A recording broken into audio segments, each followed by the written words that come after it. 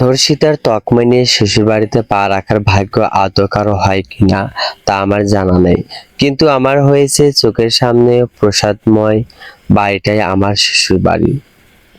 পাশে দাঁড়িয়ে আছেন আমার শ্বশুরমশাই, যার বদলতে আজ আমি এখানে। শ্বশুরবাড়িতে আসতে পারাটা আমার জন্য সৌভাগ্য হলেও তা আমার স্বামী নামক পুরুষটির জন্য ছিল চরম দুর্ভাগ্য। আমি দেখেছি নিজের বাবার সাথে বাগতি কন্যায় জড়িয়ে তাকে প্রস্থান করতে। হয়তো বা তার বাবা বিয়ের আগে তাকে পুরো ঘটনাটা খুলে বলেননি। না না, আমি তাদের কথা শুনতে পাইনি। শুধু দেখেছি আমার শ্বশুরমশাইকে তার গায়ে হাত তুলতে। বৌমা, তোমার নামটা যেন কি? হঠাৎ আমার শ্বশুরমশাই প্রশ্ন করলেন। উত্তর দিতে গিয়ে বুঝতে পারলাম আমার গলাটা শুকিয়ে কাঠ। তখনই তখনই আমার হাতে থাকা খাঁচাটা থেকে ভেসে এলো মিষ্টি কণ্ঠ, জুবা জুবা। তিনি থমকে গেলেন, বুক কুঁচকে আড়ালেন, জুবা। আমি ততক্ষণ ডাকে বায়ে মাথা নাড়লাম।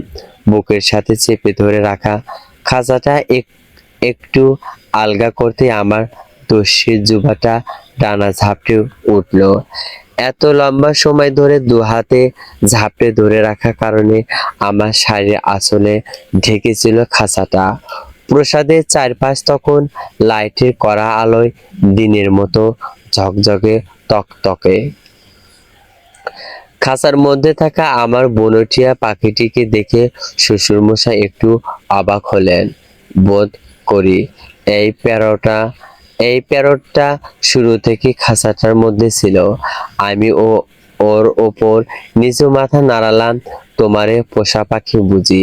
আমি আবারও মাথা নাড়লাম। শ্বশুরমশাই আমার কোনো প্রশ্ন করলেন না, আর কোনো প্রশ্ন করলেন না। হাঁটা ধরলেন। আমিও তাকে অনুসরণ করতে লাগলাম। কয়েক কদম এগিয়ে তিনি আগের প্রশ্ন ফিরে এলেন। তিনি, তোমার নামটা কি বললে না? যদিও আমি নামটা শুনেছিলাম, কিন্তু এখন ঠিক মনে পড়ছে না। আমি তোমাকে বৌমা বলে অবশ্যই ডাকতে পারবো, কিন্তু কিন্তু বাকিদের সাথে পরিচয় করিয়ে তো দিতে হবে। আমি মুখ খোলার চেষ্টা করলাম, কিন্তু পাজি জুবাটা এবারও মাঝপথে চেঁচিয়ে উঠল, জুবা জুবা।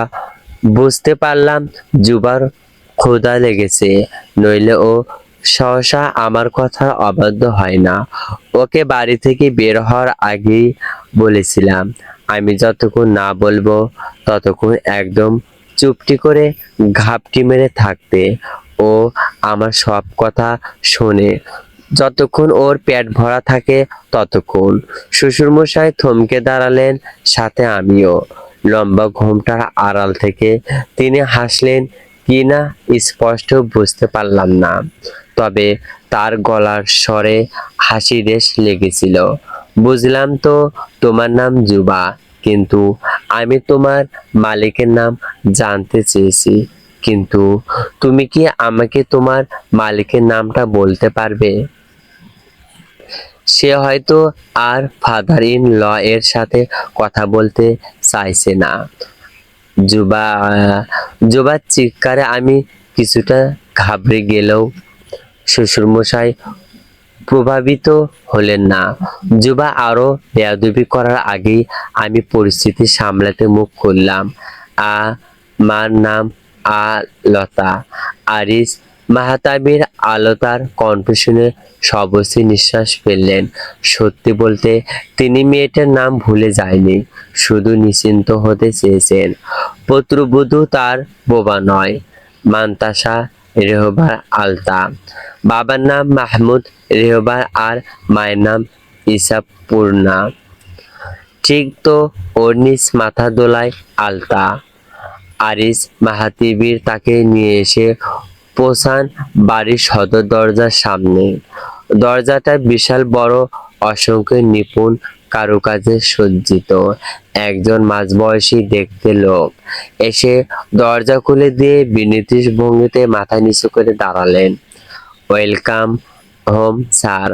আরিস মাহতাবীর মাথা নেড়ে ভেতরে পা রাখতে একজন গৃহকর্মী এগিয়ে এসে তার হাত থেকে ব্রেকপ্রেস আর ব্লাউজারটা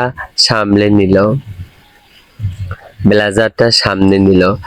আলতা গুটি গুটি পায়ে আরিস মাহাতিবের পাশে এসে দাঁড়াতেই আচমকা কেউ বলে উঠল, ভাইয়া, আপনি দেখছি সত্যি সত্যি ছেলেকে বিয়ে করিয়ে পুত্রবধূ নিয়ে ফিরেছেন।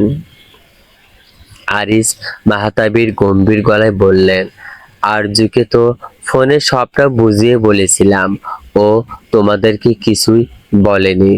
বলেছে, কিন্তু আমি বিশ্বাসই করতে পারছিলাম না। বাড়ির বড় ছেলেগুলো বিয়ে না করিয়ে আপনি রঞ্জনকে বিয়ে করিয়ে একেবারে পুত্রবধূ নিয়ে ফিরলেন, তাও আবার এমন তাড়াহুড়ো করে। আমরা মেয়ে দেখতে গেলাম না, তারাও ছেলে দেখতে এলো না। সবকিছু কেমন যেন একটা হয়ে গেল না। আরিস মাহতাবীর উত্তর দিলেন না, শুধু শান্ত চোখে তাকিয়ে রইলেন। মাঝবয়সী মহিলাটি ততক্ষণ ঢোক গিললেন, আমতা আমতা করে বললেন, আর আরজু আপা পুরো ঘটনাটা খুলে বলেছে। আসলে তারপরও আমি ঠিক মতো কিছুই বুঝে উঠতে পারছি না। পুরোটা বুঝতেই তবে পুরোটা বুঝতে হবে এমন কোনো কথা নেই। মালেকা, তুমি যেটুকু শুনেছো সেইটুকু জেনেই খুশি থাকো। তার চেয়ে ভালো হয় তোমরা বৌমার সাথে দ্রুত পরিচিত হয়ে ওকে ওর ঘরটা দেখিয়ে দাও। মালেকা বেগম কেমন যেন দমে গেলেন। শ্বশুরের এমন ভারী কণ্ঠ শুনে আলতা ঘোমটা আড়াল থেকেই পাশ ফিরে তাকালো। কিছুক্ষণ আগেই লোকটা তার সাথে কত নরম গলায় কথা বলেছে, অথচ এখন মনে হচ্ছে এই ব্যক্তিটি সম্পূর্ণ ভিন্ন কেউ। সুবিসবস্তি লিভিং রুম জুড়ে নীরবতা নেমে এলো, তা খুব বেশিক্ষণ স্থায়ী হলো না।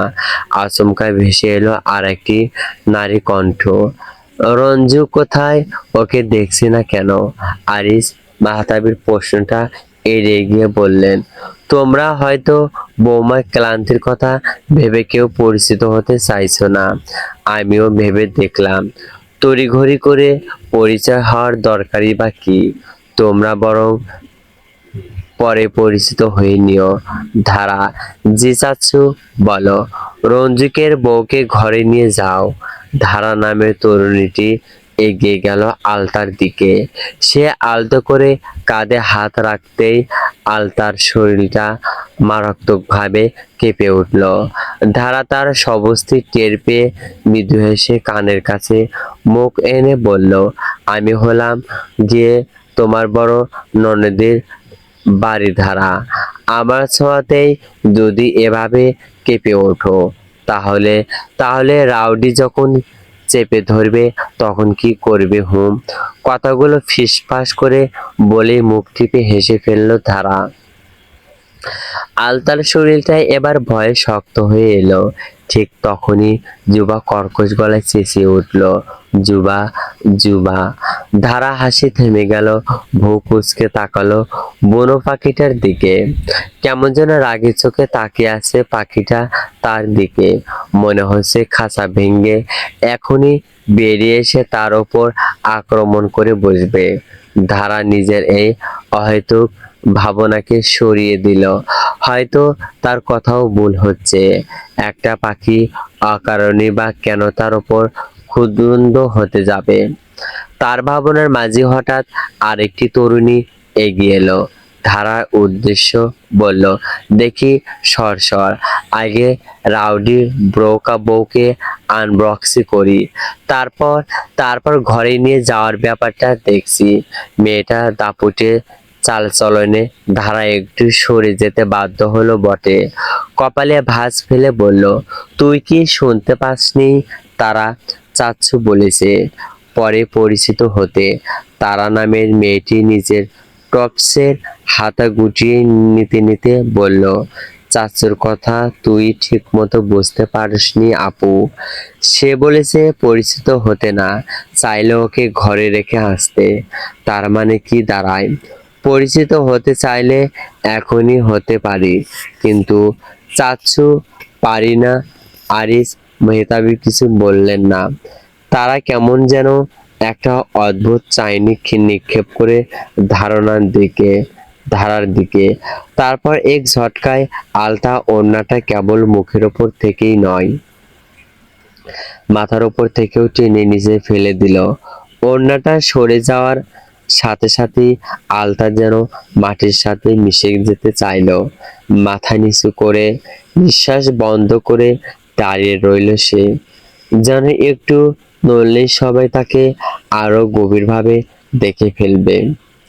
দুই হাতে আঙ্গুল দিয়ে এত শক্ত করে খাঁচাটা আঁকড়ে ধরলো যে তার আঙ্গুলের গিঁটগুলো একদম সাদা হয়ে উঠেছে। মাথা নিচু করে তাকায়, কেউই তার মুখটা ভালো করে দেখতে পেল না। তার ওপর কপাল বেয়ে নেমে আসলো লালচে চুলোর কয়েকটি এলোমেলো গোছা, মুখের অনেকটা ঢেকে রেখেছিল। তারা আজকিম ডাকে তারা আলতার ওপর থেকে চোখ সরিয়ে আরিস মাহাতাবের দিকে তাকালো। তার চাচা কেমন যেন ঠান্ডা দৃষ্টিতে তাকিয়ে আছেন তার দিকে। তারা আবারও আলতার দিকে চোখ ফেরায়। মেয়েটার লালচে চুলগুলো আলগাভাবে খোপা করা, গলায় কোনো গয়না না থাকায় ধবধবে ফর্সা, ঘাড় গলা একদম উন্মুক্ত হয়ে গেছে। তুমি কি জানো বাড়ি বউদের অসম্মান করার শাস্তি কতটা ভয়াবহ হতে পারে? আরিস মাহাতাবির কথাটা বলা মাত্রই তারা একটা শুকনো ঢোক গিলে মেঝেতে পড়ে থাকা ওড়নাটা চটজলদি তুলে নিল। শ্বশুরমশাইয়ের কথা শুনে আলতা চোখে চোখ তুলে তাকাতেই উপস্থিতি সবাই পুরোপুরি দেখতে পেল কাঙ্ক্ষিত মুখটা। সিমসাম গড়নে ফর্সা আলতার চেহারায় সবচাইতেই আকর্ষণীয় ছিল তার চোখ দুটো। স্বচ্ছ সবুজ চোখ জোড়ায় যেন অবাধ্য এক মায়া খেলা করছে। ঠিক তখনই সামনে থেকে আর একটি ভারী অবয়ব এগিয়ে এলো আলতার দিকে। আলতা এক নজরে শ্বশুরকে দেখে নিয়ে আবারও মাথা নিচু করে ফেলেছিল। সেই নারীটি এসে তার থুতনিতে তর্জনী ঠেকিয়ে মুখটা ওপরে তুললেন। অদ্ভুতপূর্ব মিষ্টি কণ্ঠে হেসে বললেন, এ তো দেখছি আমাদের ছন্নছাড়া ছেলেটার জন্য সাক্ষাৎ হর খুঁজে নিয়ে এসেছে ভাইয়া। মালেকা বেগমও কাছে এগিয়ে এলেন, বড় বড় চোখে চেয়ে রইলেন আলতার দিকে। তাদের তীক্ষ্ণ দৃষ্টি তোপে পড়ে আলতার শুকিয়ে যাওয়া গলাটা এবার চিনচিন করে উঠল। বহুক্ষণ আগে তার তৃষা পেয়েছিল, কিন্তু কাউকে বলে উঠতে পারেনি। এবার মনে হচ্ছে গলাটা ফেটে যাবে। ওর নাম আলতা, জলদি নিজেদের পরিচয় দিয়ে দাও। ও খুব ক্লান্ত, এতক্ষণ আটকে রাখা ঠিক হবে না। তারা দিলেন আরিস মাহাতাবির। সেই নারীটি তারার হাত থেকে ওড়নাটা নিয়ে আলতার মাথায় পরিয়ে দিতে দিতে নিজের পরিচয় দিলেন, আমি তোমার বড় চাচি শাশুড়ি সালিয়া খাতুন। ধারা 5 থেকে বলল, আমি ওনার মেয়ে। নাম তো একবার বলেইছি, যাক আবারও বলছি, আমার নাম বারিধারা। তুমি জানো আমার মেয়েটা তোমার অপেক্ষায় থাকতে থাকতে ঘন্টা খানেক আগে ঘুমিয়ে পড়েছে। নতুন বউ দেখবে বলে কি যে খুশি ছিল। ওর সাথে আগামীকাল আলাপ করিয়ে দেব। মালেকা বেগম আলতার দিকে অবাক চোখে তাকিয়ে ছিলেন, যেন নিজের চোখকেই তিনি বিশ্বাস করতে পারছে না।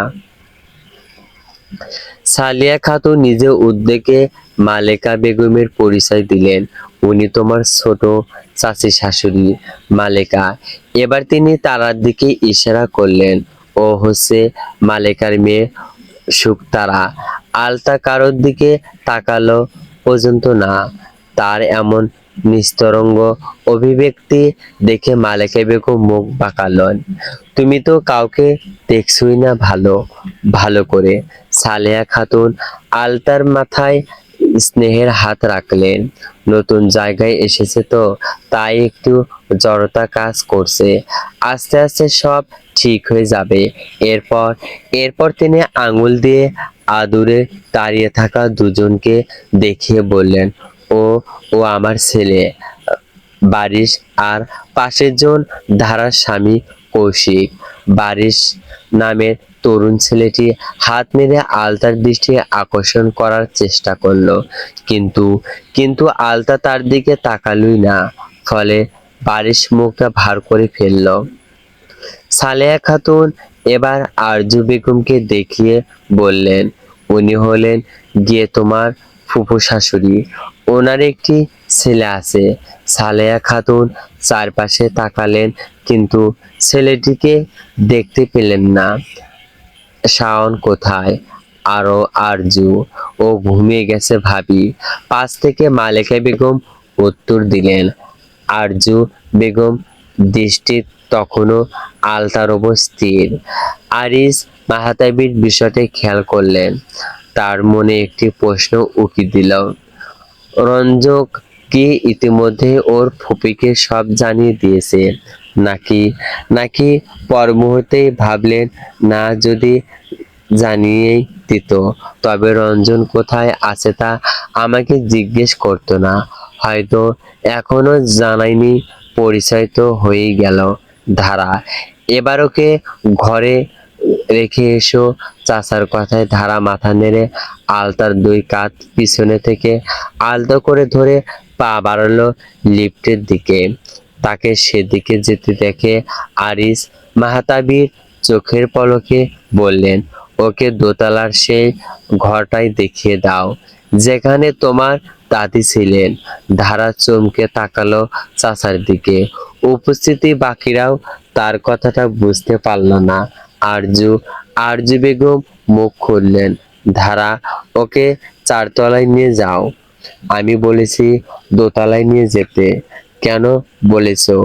ও অর্জু বিয়ে করা বউ হয়েও কেন আলাদা ঘরে থাকবে? আলাদা থাকবে কারণ আমি বলেছি তাই।